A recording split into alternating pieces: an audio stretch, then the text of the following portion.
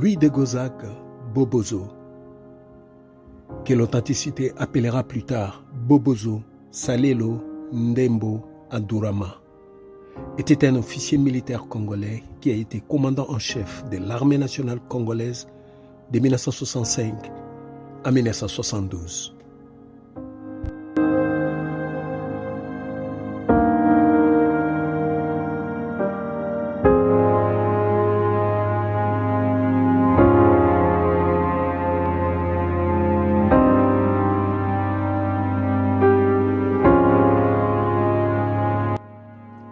Au cœur du continent africain, où résonnent les échos de l'histoire, un nom s'impose comme un symbole de force, de leadership et de résilience.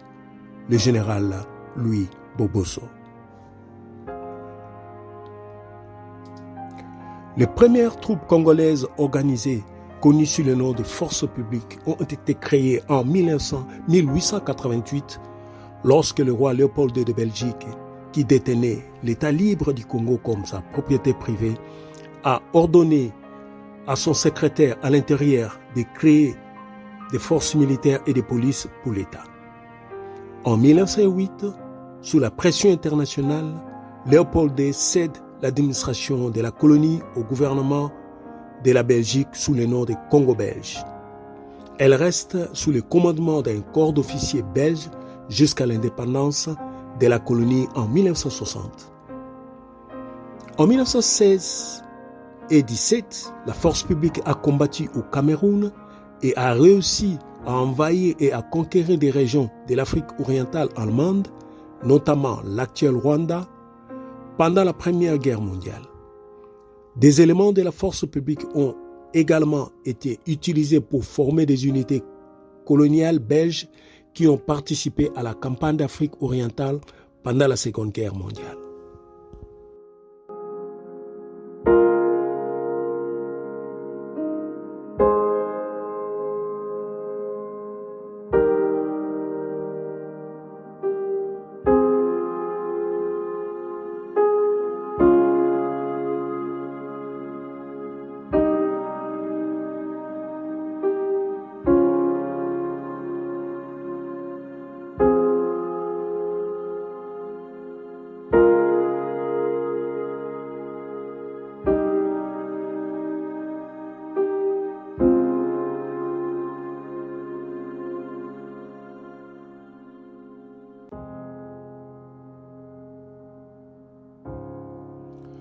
Le parcours de Louis Bobozo était voué à la grandeur. Après des débuts modestes, il est devenu l'un des figures militaires les plus influents de l'histoire de la République démocratique du Congo. Louis Bobozo est né en 1915 dans le district de la Mongala, dans la province de l'Équateur au Congo belge. Il s'engage volontairement dans la force publique le 28 juin 1933. Le 1er avril 1940, il est promu au grade de sergent.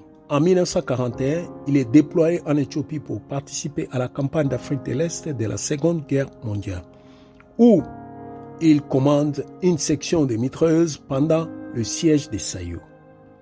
De 1953 à 1954, il sert d'instructeur au jeune Joseph Désiré Mobutu à Luluabu et devint son mentor. Il est l'un des rares soldats congolais de toute l'armée à atteindre le grade d'adjudant avant l'indépendance du Congo en 1960.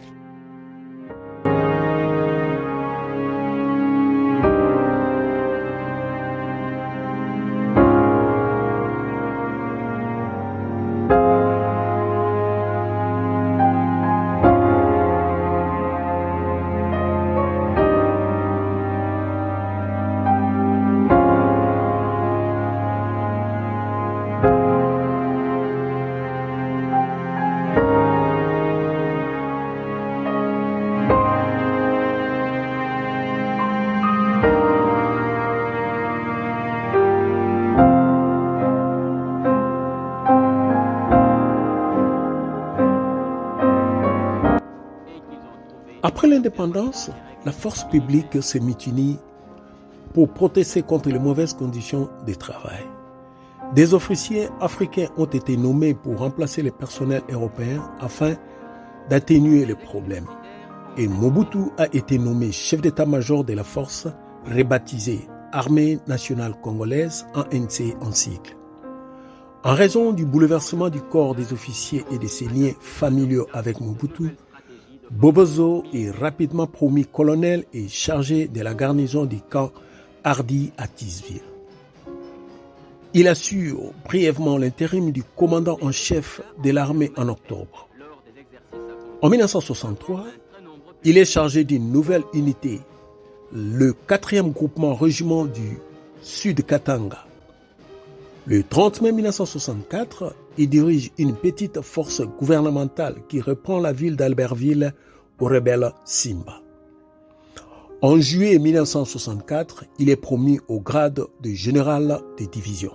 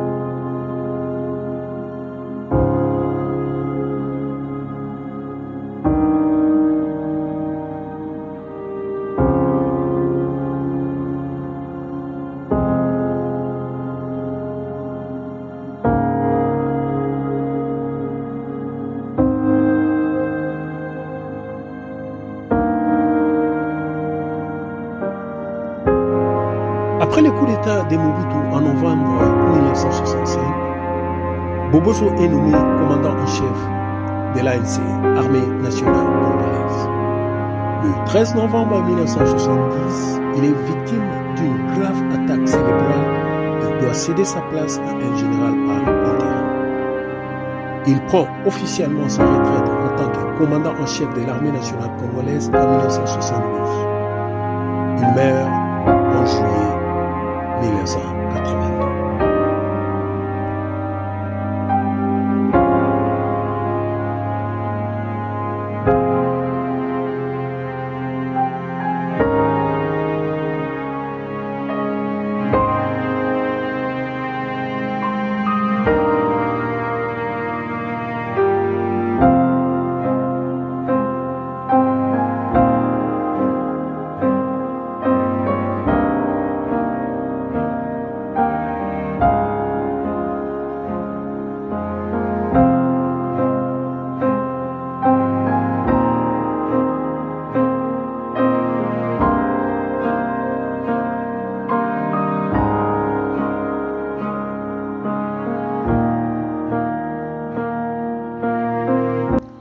C'est dans le creuset de l'adversité que le leadership du général Bobozo a brillé le plus fort. Sa perspicacité stratégique et son intelligence tactique sur les champs de bataille sont devenus légendaires, guidant ses troupes à travers les circonstances les plus difficiles avec un comportement calme et résolu. Ne reculant jamais devant les lignes de front, il a montré l'exemple en inculquant à ses compagnons d'armes un sentiment de détermination et de fierté.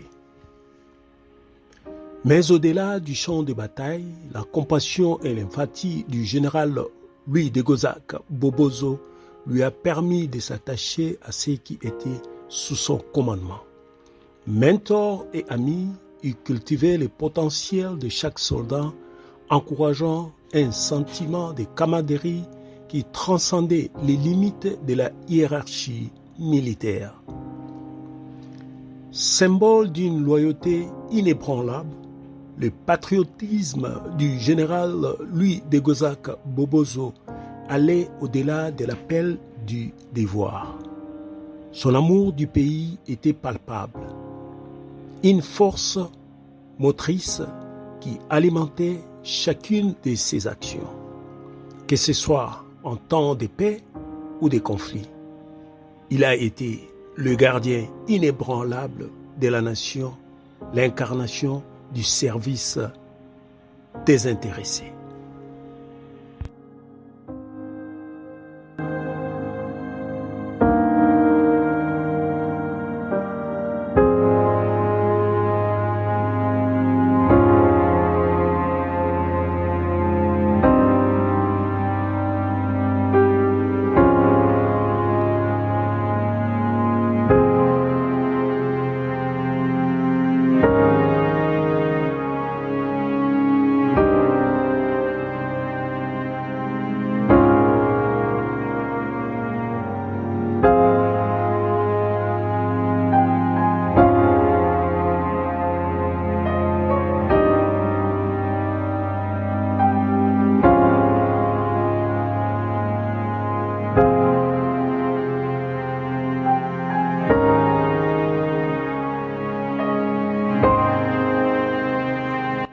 Dans les annales de l'histoire militaire de la République démocratique du Congo, le nom du général Bobozo Salelo Ndembo Adurama résonne comme un témoignage de valeur, de courage, d'honneur et de sacrifice.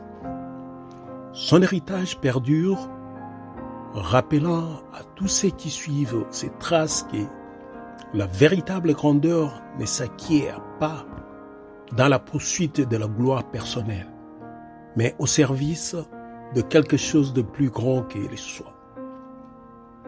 Le général Bobozo, un soldat exemplaire, restera à jamais gravé dans le cœur de sa nation reconnaissante.